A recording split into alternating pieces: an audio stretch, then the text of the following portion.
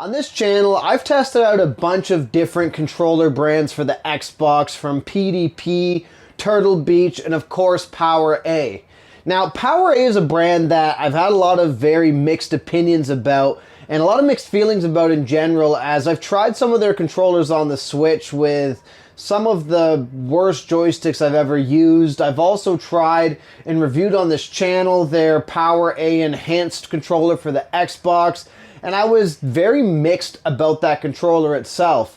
However, recently I saw at Walmart there was the PowerA Advantage Controller on sale for about 20 bucks.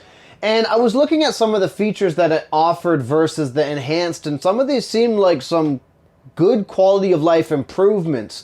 You had full app support for the controller, you had on the box advertised hair trigger switches, which to me was very appealing for a $20 controller.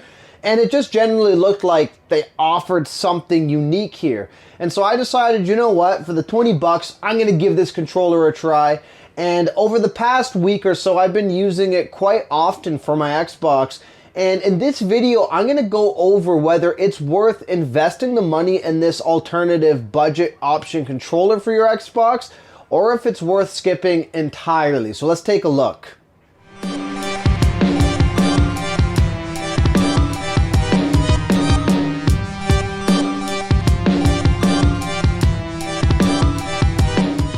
So the PowerA Advantage Controller, as I understand, is a step up from their Enhanced line controllers, which really the biggest difference I can tell is that this includes hair triggers. The Enhanced controller does not. However, one thing to highlight is this controller does lack a volume control button on the face of it like the Enhanced one does have, which for some gamers may be a consideration or a big deal, and for others it might not be that big of a deal at all. And I myself don't personally care, but it is something worth mentioning. Now, inside the box, it's pretty straightforward. You pull it out, you get an instruction manual, you have the controller itself, and a massively long USB-C controller.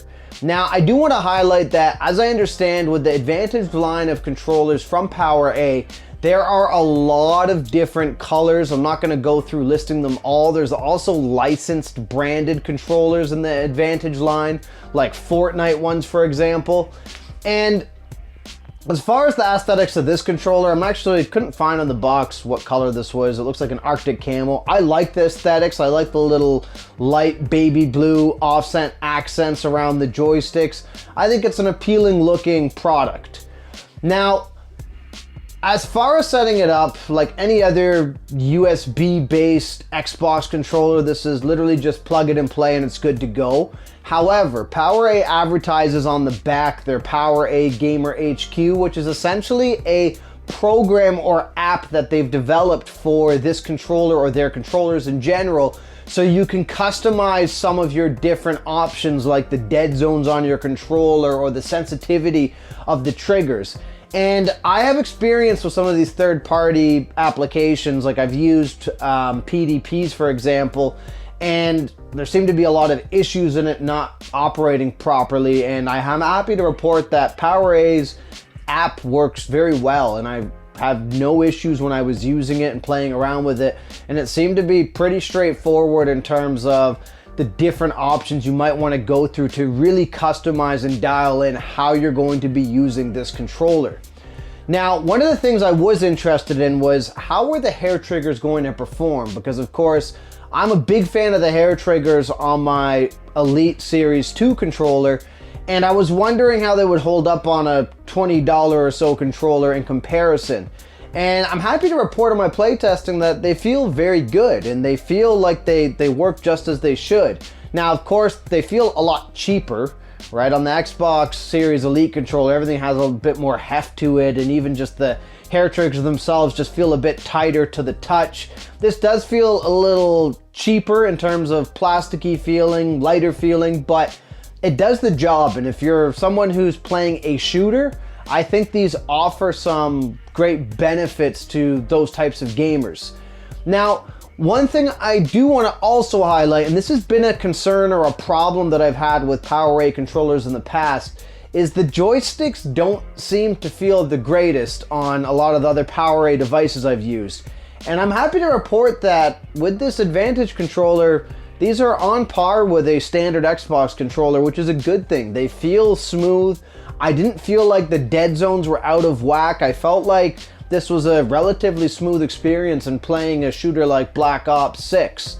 And so I'm happy to report that one of the biggest things, one of the biggest flaws I've commonly seen in PowerA controllers isn't a problem here, which is awesome because so far you're getting these hair triggers, you're getting good joysticks. This is a good controller if you're especially focused on shooting games. Now, where you're gonna see some deficits on this controller, however, are still coming down to the back paddles. And when I reviewed the PowerA Enhanced controller, that was one of my complaints, was that the back paddles felt just a little, I wouldn't even say, I did say they were too small in that review, but upon reusing this and comparing it to the Enhanced, I'm not even sure it's the size that's the issue. I think it's the placement. These are just a little too low on the back paddles. And as a result, it doesn't feel as intuitive as it does on my Elite controller or the PDP controller that I've tested or the Turtle Beach controller that I've used. And so I would argue that that's one of the larger deficits if you're someone like me who likes being able to map jump on the back. Now, it's not something that's going to be a complete deal breaker, I think, but it is something to consider if that's something in terms of hand placement that you find you may struggle with, because I know everyone has different hand sizes when it comes to controllers. And another thing I do want to highlight, in comparison to some of the alternatives like the PDP controller, for example, the buttons on this feel a lot stiffer. Now again, I don't mind this for shooters. I don't mind being able to slide my hand and kind of feel the elevated buttons for, you know, like changing my gun with the Y button example on Black Ops. I don't mind that. However, if I'm someone who's buying this as a secondary controller for like a fighting game, I could find that some people might find these buttons too elevated and too stiff. And even worse, the D-pad isn't great. And I rarely really judge these controllers off of the D-pad. However, it's something to consider if you are going to be playing something that may require a D-pad, like a retro game or a fighting game that you may feel more comfortable using that D-pad for. Those two things don't really seem like they do a great job on this controller in comparison to the PDP controllers or even some of the Turtle Beach controllers that I've used. There's definitely a bit of a step down in terms of the button quality on this device. So ultimately, the things I do like about this controller, I like the aesthetics, I like the joysticks, I really like the hair triggers because that doesn't seem to be commonly implemented in a lot of cheaper gaming controllers on the Xbox. And I think if this is a secondary controller or a replacement controller, I would say the hair triggers alone may give this a bit of an edge over a PDP controller if you're using this for shooters at this price point. However, of course, if you're going to try to compare this to like the Turtle Beach Recon or the Xbox Series Elite controller, there's definitely a lot of things that are lacking here, but of course, the biggest thing that this isn't lacking is the hefty price tag. Or sorry, is the hefty price tag, right? So you're in a position where this controller, I think for the price point, if you want a good controller for first-person shooters or a good secondary controller for first-person shooters, I think you can't go wrong with this, especially at the reduced price point that I was able to get it at. And as I see, this controller is commonly around the $30 mark Canadian if you really are looking for getting it at a budget. I believe 20 bucks was a bit of a clearance item, probably because they had too much of this color or something, I don't know.